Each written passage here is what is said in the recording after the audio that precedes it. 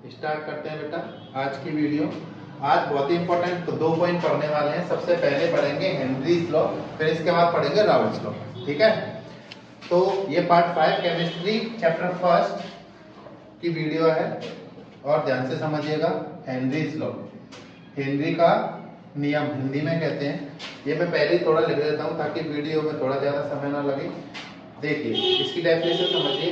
According to this law, यानी कि इस नियम के अनुसार mass of gas dissolve in a liquid is directly proportional to its partial pressure acting over the surface of the liquid at constant temperature. मतलब कि अगर temperature को कांस्टेंट रखें तो कोई भी गैस जो हम डिसॉल्व कर रहे हैं, गैस डिसॉल्व करते हैं, गैस घोली जाती है लिक्विड में, है ना।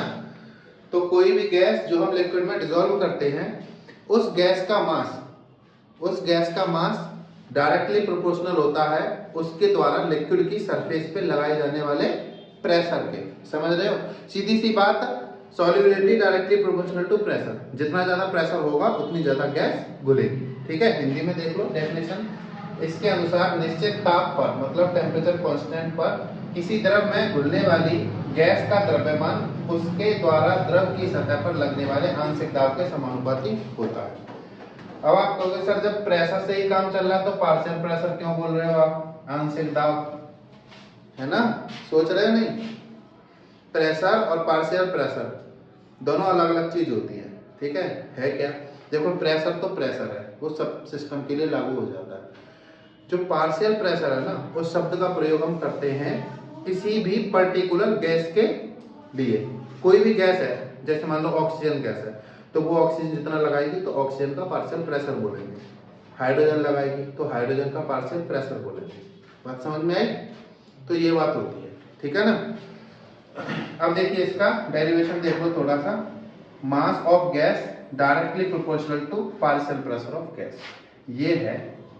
इसको इक्वेशन के रूप में लिख सकते हैं।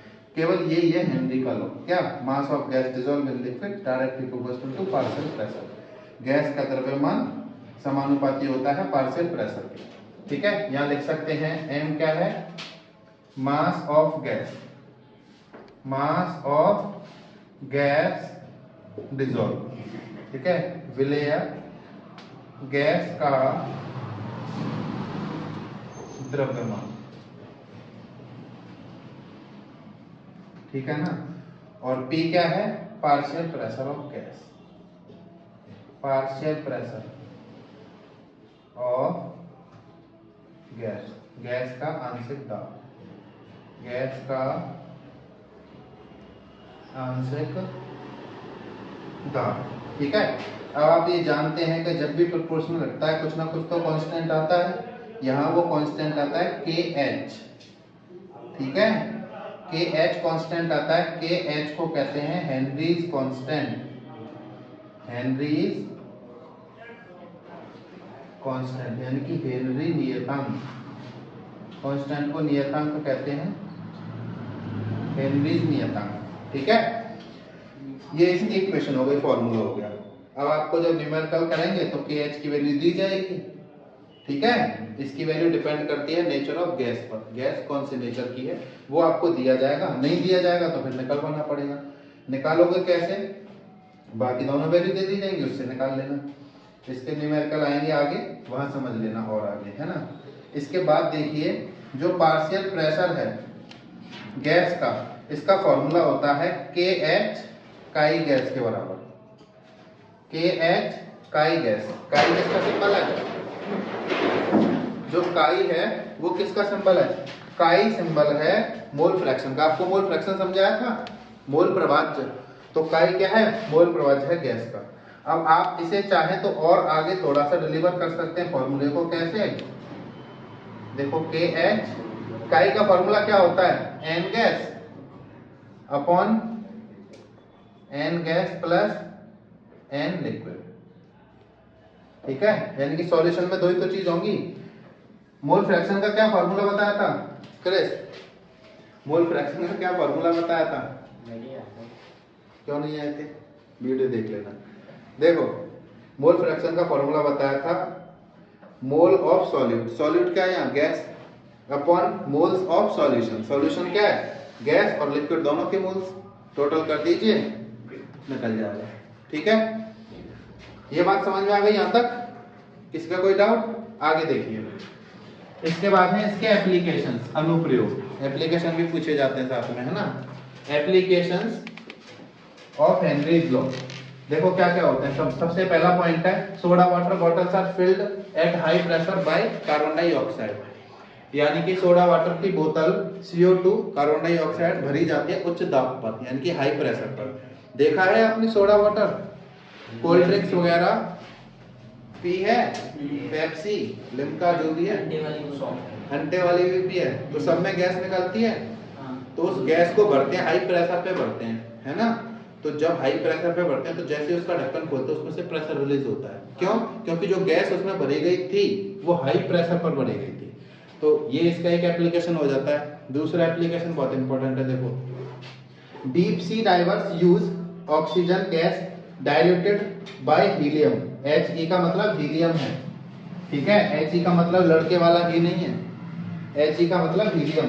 कहीं कंफ्यूज हो जाओ, ही याद कर लो, ठीक है। केमिस्ट्री है, इंग्लिश नहीं है ये, है ना। हीलियम के द्वारा डाइल्यूट कर देते हैं ऑक्सीजन को। उस ऑक्सीजन को हीलियम से डाइल्यूट करके फिर सिलेंडर में भर के फिर समुद्र में जाया जाता है। क्यों? क्योंकि जैसे जैसे आप समुद्र में नीचे जाओगे आपकी बॉडी पे प्रेशर उतना ज़्यादा लगेगा, और ज़्यादा प्रेशर लगेगा तो ज़्यादा गैस घुलेगी, ज़्यादा गैस घुलेगी तो आपको दर्द होगा। आपकी जो ब्लड वेसल्स हैं उनमें दर्द होगा, खून की नलियों में, सीधा साधा कहा जाए तो दर्द होगा। इसीलिए क्या करते हैं, थोड़ी सी हीलियम डाल देते हैं उसमें।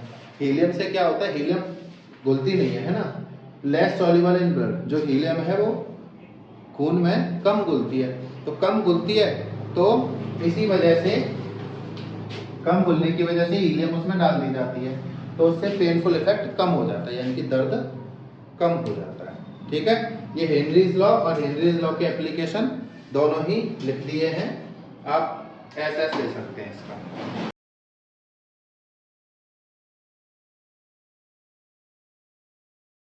नेक्स्ट टॉपिक समझिए, देखिए वेपर प्रेशर, हिंदी में से वाष्प दाब कहते हैं। पहले आपको ये समझना पड़ेगा, तभी आपको राउल्ट्स लॉ समझ में आएगा, है ना। तो देखो वेपर प्रेशर बहुत सिंपल सी बात है, समझने की कोशिश करना। देखो जैसे ये कोई लिक्विड है, ठीक है, कोई भी लिक्विड है, कोई भी लिक्विड है, हम इसको नीचे से हीट करना है, नीचे से इसे हीट करना है, और ये सिस्टम है क्लोज, ठीक है। तो ये लिक्विड वेपर में बदलेगा, ये लिक्विड वेपर में बदलेगा धीरे धीरे, ये है इसकी वेपर, ठीक है।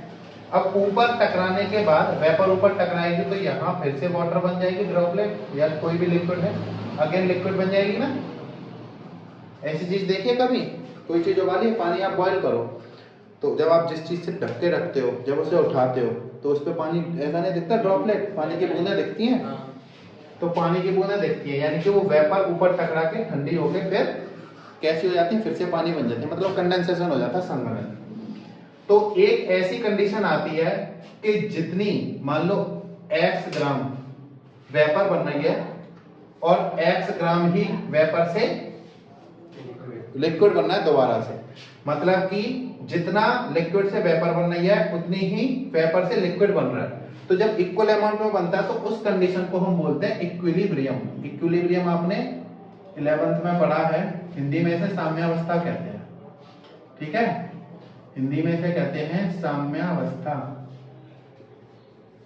तो उस कंडीशन में, इक्विलिब्रियम की कंडीशन में, साम्यावस्था की स्थिति में, जब ये वेपर जब ये वेपर इस सिस्टम में जो प्रेशर लगाएगी, जो दाब लगाएगी, उसे हम बोलते हैं वाष्प दाब, वेपर प्रेशर।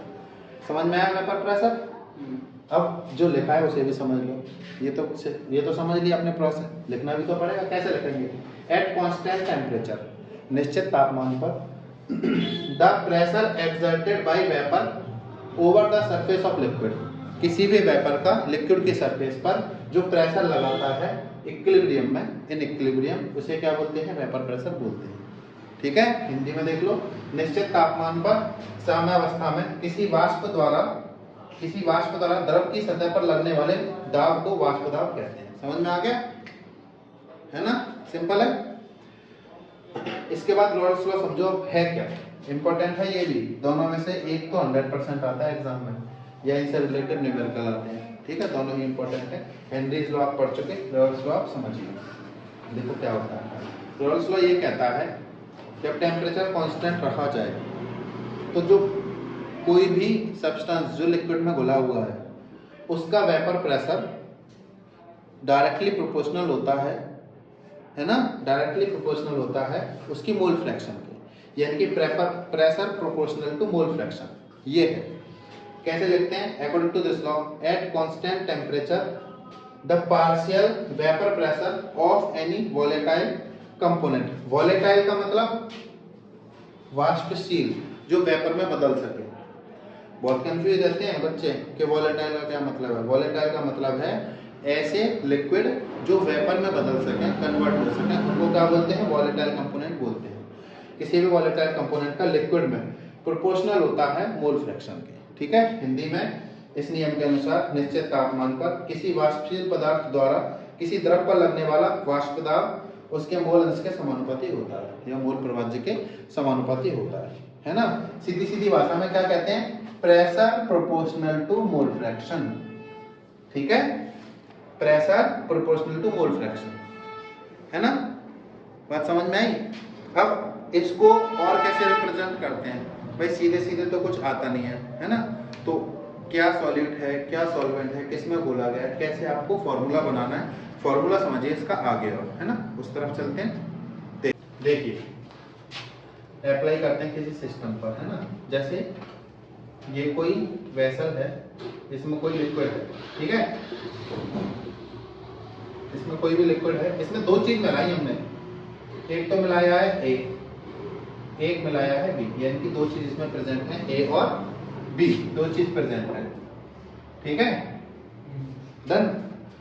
तो मान लो जो P है, P से PA है, partial pressure of A, partial pressure of A in liquid, liquid में जो ए सब्सटेंस डिसॉल्व है उसका पार्शियल प्रेशर है PA। इसी तरह से PB क्या है, partial pressure of B in liquid. Hindi में लिखेंगे तो द्रव में A का वाष्प दाब और द्रव में B का वाष्प दाब। अगर आपको A निकालना है यानी कि PA, तो रॉल्स लॉ क्या कहता है, जो पार्शियल प्रेशर है वो डायरेक्टली प्रोपोर्शनल होता है मोल फ्रैक्शन के, यानी कि PA डायरेक्टली प्रोपोर्शनल टू काई पे, है ना, ये है फॉर्मूला, ये लगाना होता है। अगर PB की बात करें, PB directly proportional to mole fraction of B, chi भी। अब प्रोपोर्शनल हटता है, कुछ ना कुछ तो लंबा होगा, है ना। PA is equal to P0A काई A, ऐसे ही PB इक्वल टू P0B काई B। अब ये नॉट A और नॉट B कहां से आ गया, सोच रहे होंगे, जायज भाई साहब सोच रहे हो, अच्छा तो सुनो कहां से आया, ये है क्या चीज वो समझ लो, है ना। P0A क्या है, P0A है प्रेशर ऑफ प्योर ए, ठीक है, यानी कि शुद्ध ए का दाब, है ना, और ये है प्रेशर ऑफ बी, शुद्ध बी का दाब, समझ रहे हो। जैसे जब हमने लिक्विड में, अभी देखो ए और बी तो अभी क्या है, लिक्विड में है ना सिस्टम में, तो लिक्विड के अंदर तो प्रेशर PA है, और जब ये फ्री स्टेट में है, शुद्ध अवस्था का मतलब फ्री स्टेट में, जब लिक्विड में नहीं बोले हुए आप कोई चीज, तो फ्री स्टेट में उसका प्रेशर P0A है, समझ में आया। जैसे मान लो एल्कोहल है, वो पानी में मिला दिया, जो एल्कोहल है वो पानी में मिला दिया है, तो एल्कोहल जब पानी में नहीं मिलाया उस समय उसका P0A है प्रेशर, और जब पानी में मिला दिया है तो PA है, समझ गए ना, PA और P0A में अंतर। तो आपको बता दिया जाएगा कि in pure state the vapour pressure of this component is this, और इस तरह से बता दिया जाएगा, ठीक है। अब देखिए एक लास्ट फॉर्मूला इसमें आएगा P टोटल, यानी कि टोटल प्रेशर कैसे निकालेंगे। टोटल प्रेशर होगा PA प्लस PB के बराबर, है ना। ये कैसे, according to Dalton's law, Dalton के नियम के अनुसार, डाल्टन के अनुसार ऐसे भी लिख सकते हैं। देखो आप लोगों ने ना एक 11th में एक चैप्टर है गैसियस स्टेट, गैसीय अवस्था, 5th चैप्टर, अब तो शायद कट गया है लेकिन पहले था। तो उसमें Dalton's law of partial pressure है, डाल्टन के आंशिक दाब का नियम। वो क्या कहता है कि किसी भी सिस्टम में जितने भी कंपोनेंट हैं या जितनी भी गैसेज हैं, उन सब गैसेज के आप प्रेशर को जोड़ देंगे तो उस पूरे सिस्टम का प्रेशर निकल आएगा। अब ठीक है, तो उस पूरे सिस्टम का प्रेशर निकल आएगा। अब इसमें दो ही तो हैं, ए और बी, तो अगर इन दोनों के प्रेशर को जोड़ देंगे तो टोटल प्रेशर आ जाएगा। ठीक है, P total equal to PA plus PB। इतना समझ में आया। इसके बाद एक बहुत है इतना, ठीक है, इतना ही बहुत है। तो ये सारे फॉर्मूले आपके समझ में आ गए होंगे, आ गए? Yes, very good. ठीक है, और इसके बाद ये वाली बात भी समझ में आ गई होगी। तो ये रॉल्स लॉ का पूरा कॉन्सेप्ट है वेपर प्रेशर के कॉन्सेप्ट के साथ। इसको ध्यान से देखिए और स्क्रीनशॉट ले लीजिए और याद करिए, क्योंकि अब हम न्यूमेरिकल स्टार्ट करेंगे। इनके बेस पर जो न्यूमेरिकल होंगे वो भी साथ साथ करने हैं ना। उनको कैसे समझेंगे आप, जब थ्योरी याद कर लेंगे, न्यूमेरिकल याद कर लेंगे, फॉर्मूले याद कर लेंगे, तभी तो करेंगे। तो ये सारी चीज़ें क्लियर कर लेना। और हमारी तरफ से आप सभी को महाशिवरात्रि की हार्दिक शुभकामनाएं। जय भोले की। धन्यवाद।